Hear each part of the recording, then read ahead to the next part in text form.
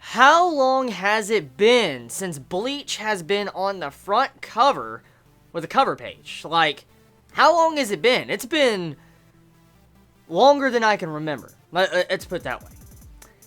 The cover page, in of itself, represents how good this chapter was. Because this chapter, single-handedly, is probably the best chapter, one of the best chapters of this year of Bleach.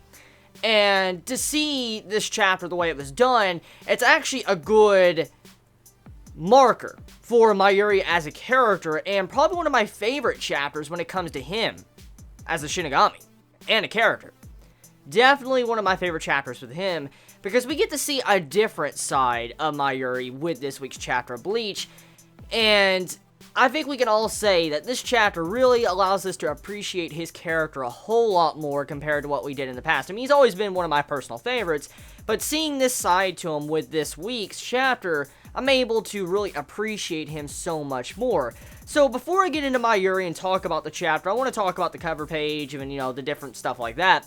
So the cover page, very nice. Koob's on point with the cover page, and I like the other color page right after that with all the Steinritters. Looks really nice, looks very slick, and I mean, it looks like some of the coloring in the background, like with Grimmy and stuff, is kind of a little bit off, but besides that, the cover page looks really nice, and I have to admit, Koob's put in some work with this cover page, and he did a damn good job, because let's, you know, face it, Koob's probably is one of the best when it comes to character designs of Weekly Shonen Jump, and so to see these type of color pages, it really looks nice, because we get to see his art in color, and that's where, you know, Koob's really shines.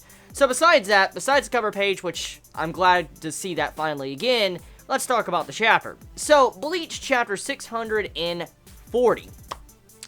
Chapter, very different than what I guess the standard chapter Mayuri would be. And this entire fight against Crazy Hand Mayuri has been different, actually, than the standard fights Mayuri's ever been in, because let's take a few moments to actually think about this.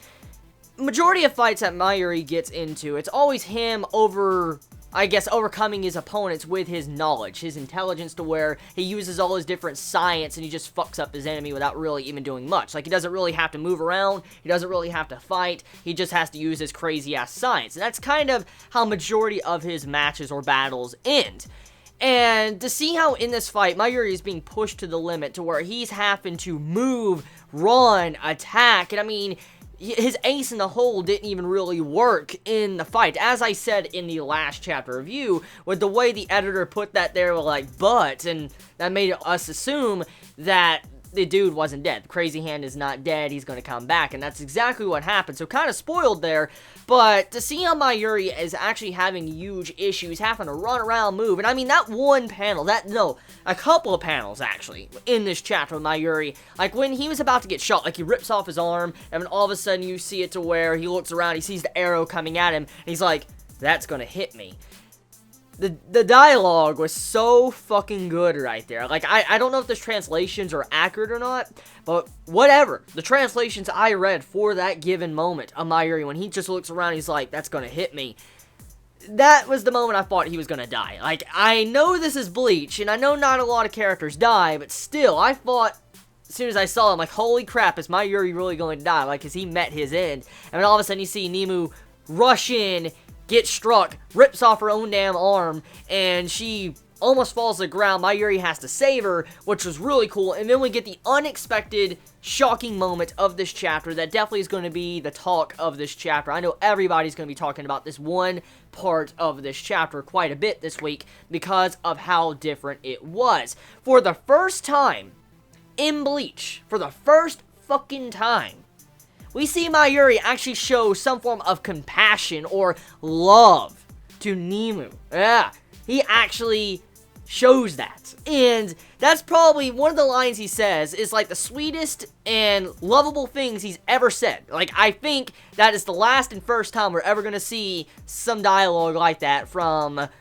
Mayuri. Unless we get a flashback, which the way this chapter was done, it makes me assume we're going to get a flashback. Like, let me pull up the full name. Her name is Nimuri Nanago.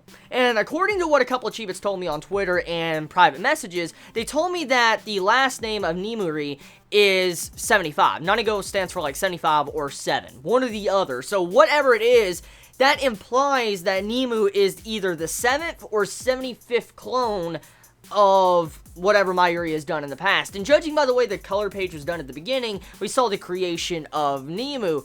And there's a lot of theories you can pull off from the way this chapter was done, because with finding out that Mayuri has some form of connection with Nemu and he doesn't want to raise someone like her again after how much she has learned, he doesn't want to really lose her.